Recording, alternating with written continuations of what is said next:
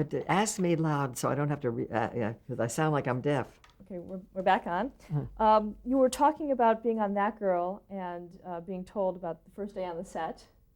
Oh, yes, they said that the fact that you're on the show doesn't mean that you'll be on the show at the end of the day, because evidently, if she felt that you weren't right for the part, you were out.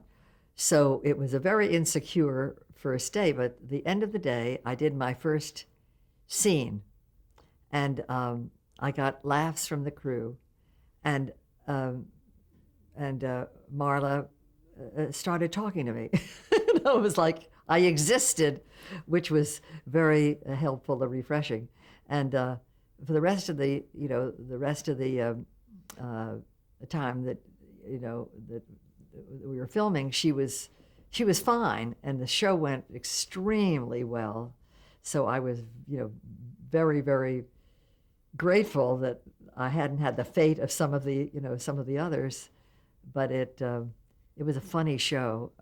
We were taken sort of hostage. He was by Jerry Van Dyke, a very dangerous person. He was very cute in the show. In general, did you find that since you did so many character parts or one shots on shows, did you find that the casts were pretty open to guests or? Yes, most of the cast that I worked with were wonderful. I always, well, a lot of them knew me. I mean, a lot of them had seen me on other, it wasn't like I was, came in and they didn't know me at all, or I was no one, or, I didn't have that experience.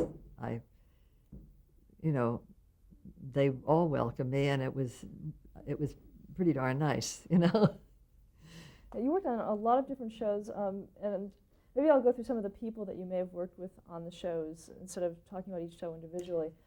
Did you work with Larry Hagman? Larry Hagman. Yeah, see, I did, 2, 3, 4 shows lots of times, or one show, just depended upon what there was coming up in the script. But Larry Hagman, I did several, maybe it was 2 or 3, but I was definitely on it more than, definitely more than once. But we got along so well that Larry invited me to lunch. That was the second time. No, it was the first time. We had lunch together. And he was wonderful. He talked about his career and the whole thing. And we just hit it off like gangbusters. He liked me, and we got along very well. And then I did the show again, and he invited me to lunch again. And I, figuring, I'm so comfortable with Larry, I said, I just found out your mother is Mary Martin. And it was as if I had thrown ice water on him. He suddenly froze. And, I was a fan of Mary Martin's, and I certainly was a fan of Larry's. I mean, I thought he was wonderful. But in that stage of his career, he really didn't want to be connected with his mother. He had done this on his own. He wanted it to be in no connection with his mother. And mentioning his mother really bothered him. Later, he himself would mention his mother when he got to do, from what I know, because I knew Keenan Wynn, and Keenan worked with him on many things. And he said, that was just in the beginning until he was established. He didn't want it to be, anything to do with his mother. But I was devastated because we had hit it off so well. And I thought, what did I do, But I mentioned, and they all told me because I said, does Larry have a thing about if you mention his mother? They said, we should have told you, Isn't that funny? Barbara Eden? Barbara Eden? Oh, Barbara Eden. Well, I didn't, she was very, very nice, but I never got really, very close to her. I didn't do most scenes with her. I did them with other characters. If you work in scenes with them, you get to know them a lot better. Suzanne Pleshette? She is wonderful. I did several shows with Suzanne Pleshette. In fact, I was going to call Norman Lear before we did this, because Norman knows everything I did with Suzanne Pleshette, and all I can remember is Circle of Gold, but I can't remember exactly what it was about. It had to do with wedding rings. And Suzanne and I, even now, if I see Suzanne Pleshette, she'll come across the room to hug me. She was wonderful. Patty Duke? Patty Duke, same thing. Patty Duke, I did several shows with Patty Duke. I played the babysitter in one of Patty Duke's shows, and we got, quite friendly and very, very sweet. And she subsequently married John Aston, and, and I became very friendly with John. So they're just wonderful, easy and nice to work with, and a pleasure. Glynis Johns? Who? Glynis Johns? Oh, Glynis was wonderful, very British, and we were prisoners. We were, and this was in the out in the yard. When they take their break, most of it was shot there. We did one scene in the cell, but I had to smoke for this. We were taking the break out in the yard, and we were smoking, and I didn't tell them. Ed Swackhammer never said to me, "Do you smoke?" He just assumed I did. He was wonderful. I worked for Ed many times, and so they handed me a cigarette, and I had never smoked a cigarette in my life. So I said, "Well, can I just keep it in my mouth without lighting it?" He says, "No, you can't keep it in your mouth without lighting it. We have to light it." So they lighted the cigarette, and the smoke is coming up, and I'm doing all my lines with a cigarette hanging out here, trying to look normal and not choke to death. It was a very funny experience. And she kept wanting to break for tea. So we kept breaking for tea. I drank a lot of tea during that shoot. Did you work with director William Asher? I think it was William Asher that directed that. I'm not sure. Do you have any memories of him at all? No, I can't. I remember Ed Swackhammer, who was the producer. You get your jobs through the producers. And actually, though if you're on a series or you work a lot, then you really know. Like I knew the directors, on the New Zoo Review, my God, or on, any of the radio shows that I work with, or all the other television shows that I worked frequently. I knew Hal Cooper, and I knew Oscar Rudolph, and I knew, different ones that I worked with a lot.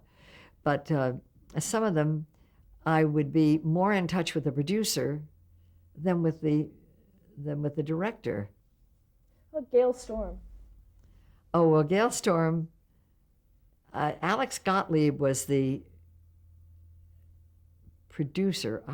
I don't think it was Arthur Lubin that did. I'm trying to remember who was the director. Larry would remember, but I don't remember. But I did several of the Gail Storm shows. But despite the fact that on certain shows that Larry was on that I worked, there were times when he did not know I had been cast. And that's the God's honest truth.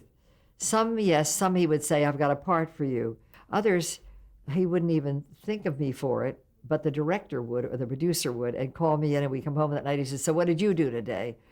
And I'd say, "I saw, I'm doing," and he'd say, You're playing on the show," and he had nothing to do with it. It happened, many times. Ann Southern? Oh, Ann Southern was what? Ann Southern was kind of, a very funny thing happened on the Ann Southern show. In those days, they had plugs. You know what the plugs were? If you plugged a product, they would send the writer, a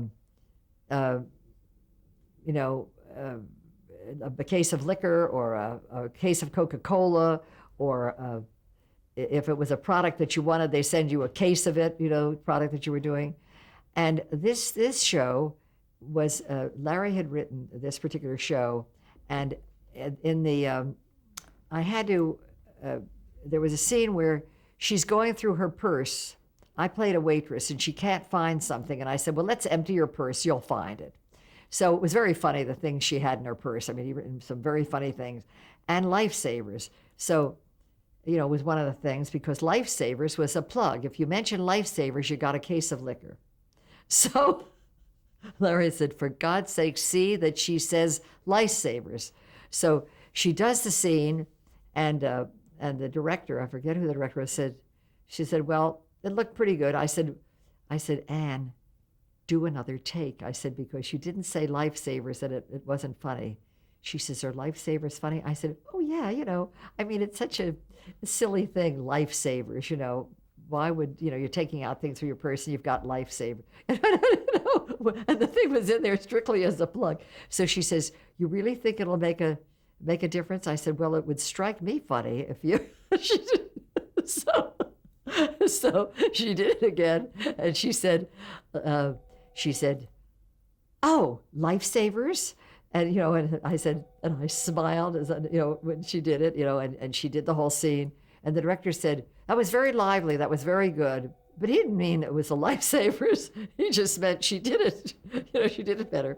So I said, you see, it was a lifesavers. And she said, oh, I'm so glad you told me. But it went, the whole thing went very well. And we got a case of liquor. Jackie Cooper? Jackie Cooper, I know that he was marvelous. I know that he was like a father, like a brother welcoming you to the set. He was very warm and everything. But I can't remember what I played, you know? Norman Lear? Norman Lear, you're mentioning one of the men I love. I mean, Norman Lear is so a thing apart. He is just a marvelous guy. He's the most appreciative, the dearest, the funniest. I mean, I just love him. And when you do anything for Norman, if you're on a show, you get a case of champagne or a plant arrives, or I mean, at least it was with us. I mean, of course, he sent Larry all kinds of things, but he did with me too. He was wonderful. And pardon me, I worked, you know, on several things with Norman, and Norman always says there'll be more to me because he really likes my work, and it makes me feel good. So does Mort Lockman, and that's nice. Arthur Godfrey? Arthur Godfrey, you know, that was supposed to be Arthur Godfrey's amateur hour. Well, I was not an amateur, but they wanted me to sing on the Godfrey show, and I did. I mean, in those days, it was before everything had to be honest, you know. And I sang on it. I got letters. One woman sent me a bill from falling off the kitchen chair laughing, you know. I got all kinds of funny letters. That I kept. I have some very funny letters from people, you know. And they voted it. And then I got a week on the Arthur Godfrey show.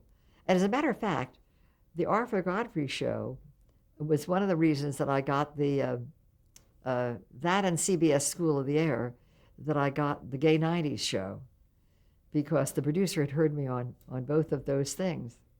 So that's how I got the soubrette, which was wonderful. You know, so things come in a roundabout way. I'd like to go back quite a bit and actually ask you about your network radio shows. I'm not sure if we covered them. Anything about December Bride? Oh, December. About December Bride? December Bride. Mm-hmm. Oh, yeah.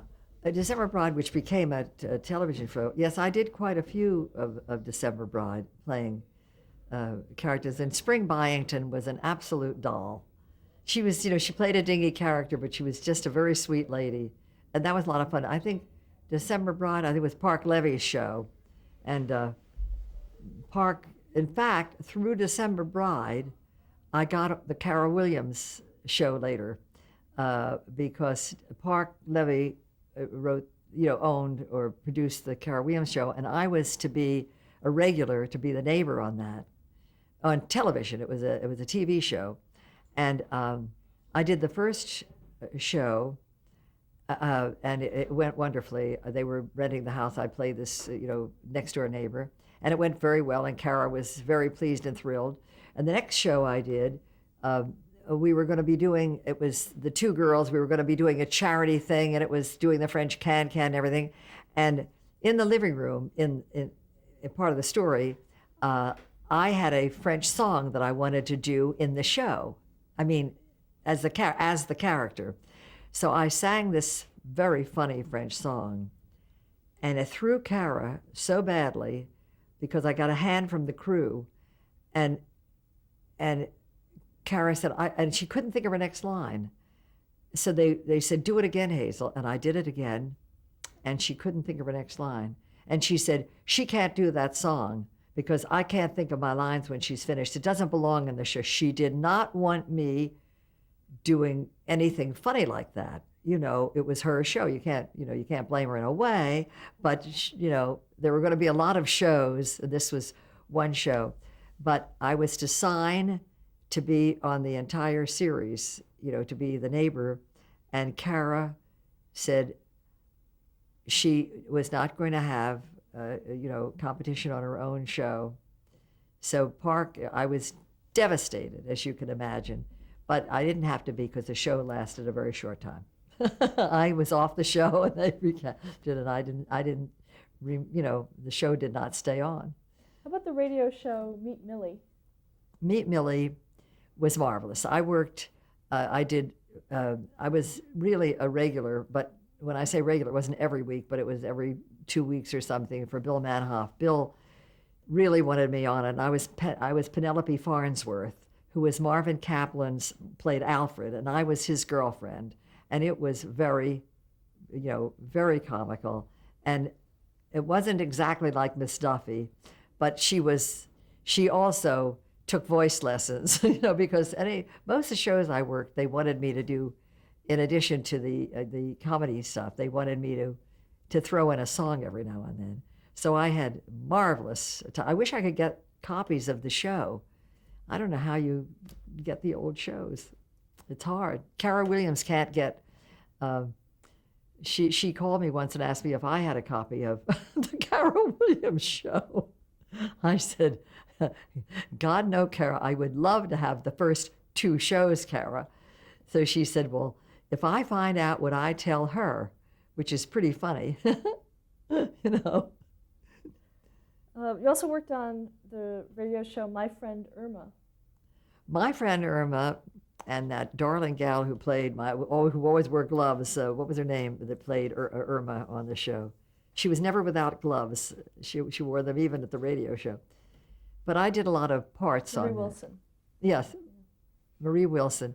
Well, I did a lot of different character parts on the show.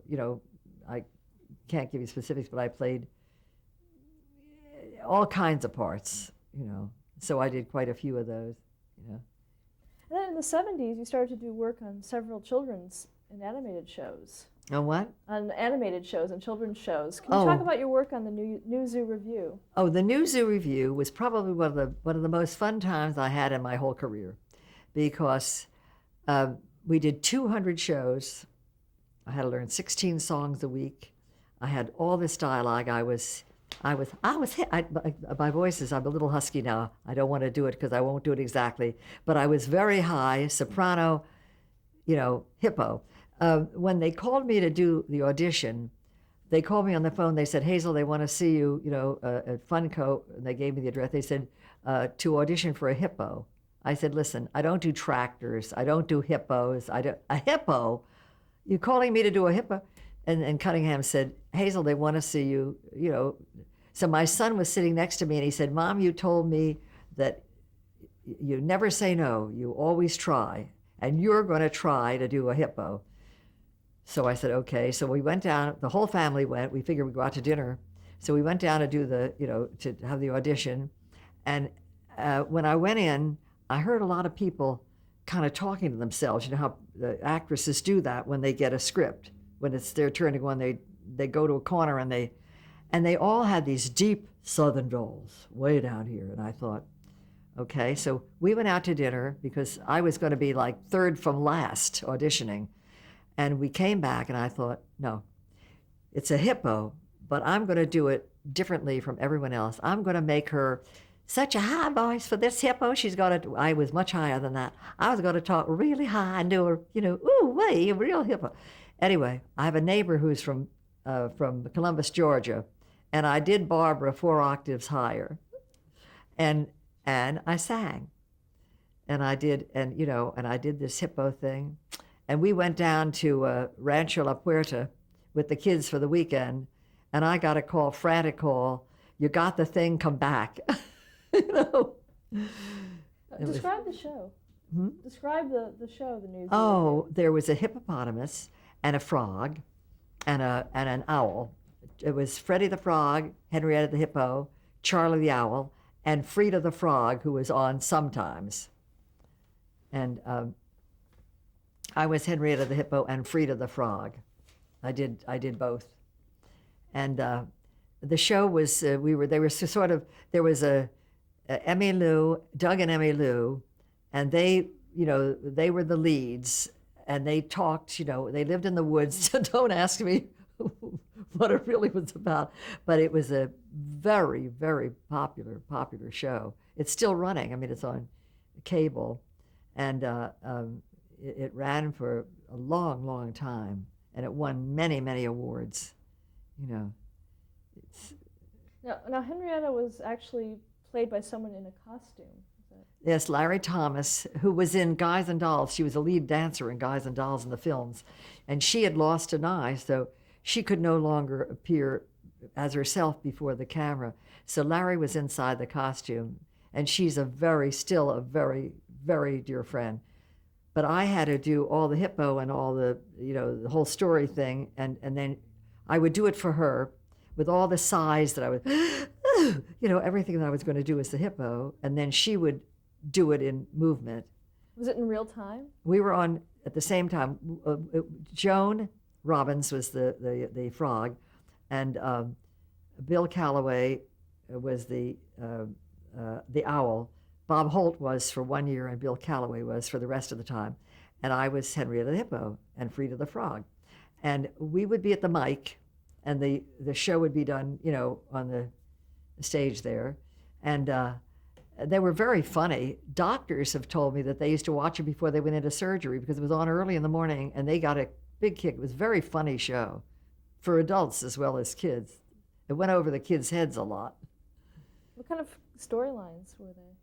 It was always about it was always about something, pride or being considerate, or we tried to do things to teach the kids, but the premises were terribly funny, and the characters were very, very funny. It was a wonderful, wonderful show, and lots of fun. We all became extremely close.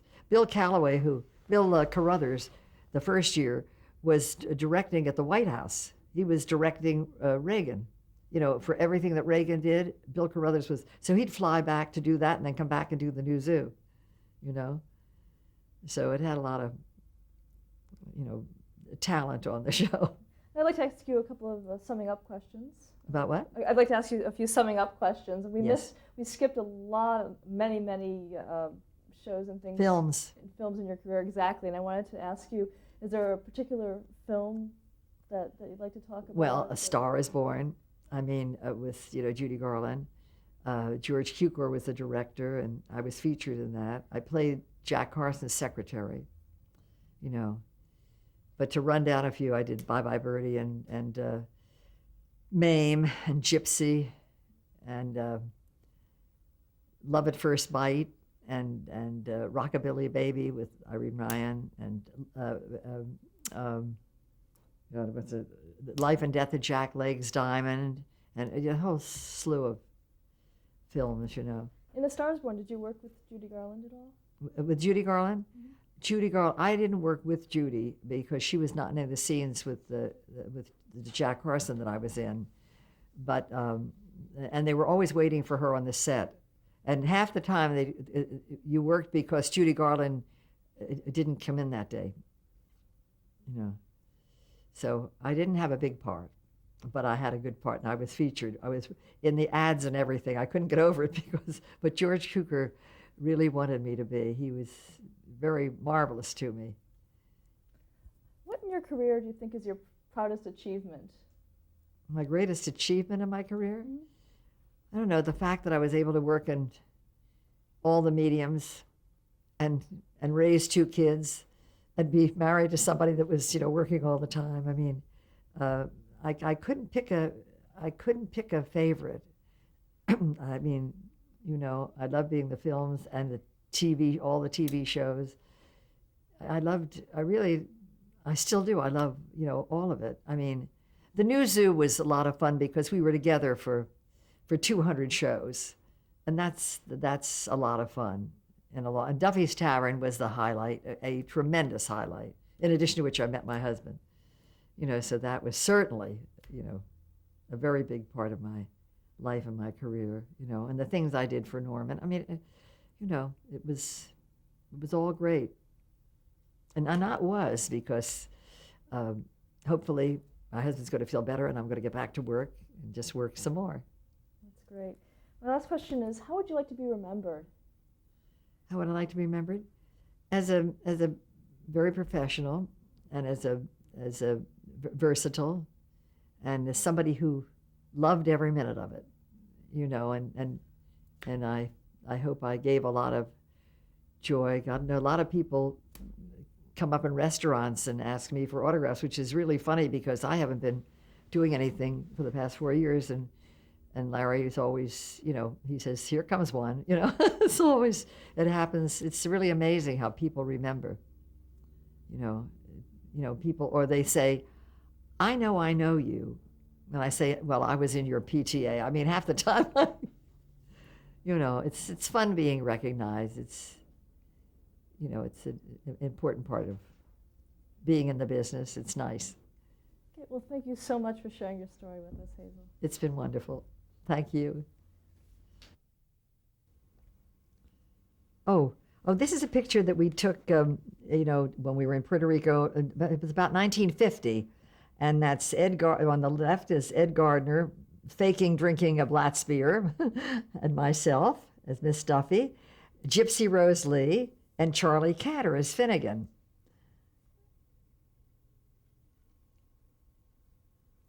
This is a typical rehearsal shot from Songs You've Never Heard Before and Won't Ever Want to Hear Again, my WOR TV show. That's I'm standing there at the piano with Billy Martin is on the keyboard, and Al Gary and I are discussing the lyrics of a song. Very good.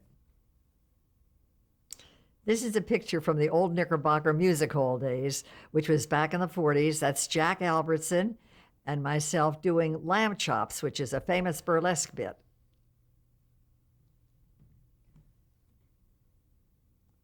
What a surprise. Here I am opening a fortune cookie in a commercial for household finance, and the whole ad for household finance is coming out of the fortune cookie, and that's wonderful Joe Flynn in the picture with me.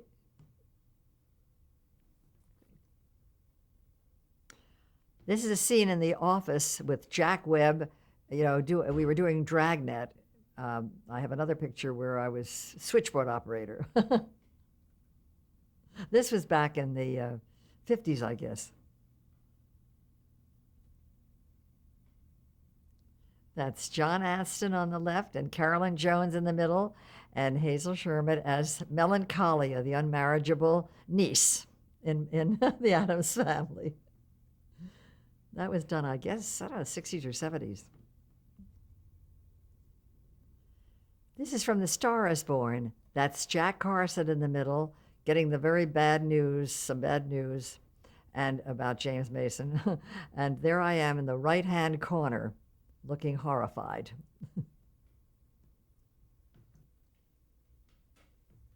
Ouch, I had no idea where my knee was when we took this picture after the Vicks commercial. We were having fun. That's Odd Job from Goldfinger. He was starring in a Vicks commercial with me.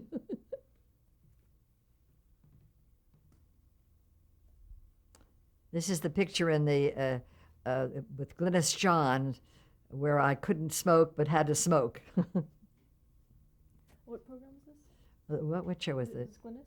Is Is this Glynis? Is this called Glynis? Glynis John. Didn't I say Glynis John? Should I say to do it again?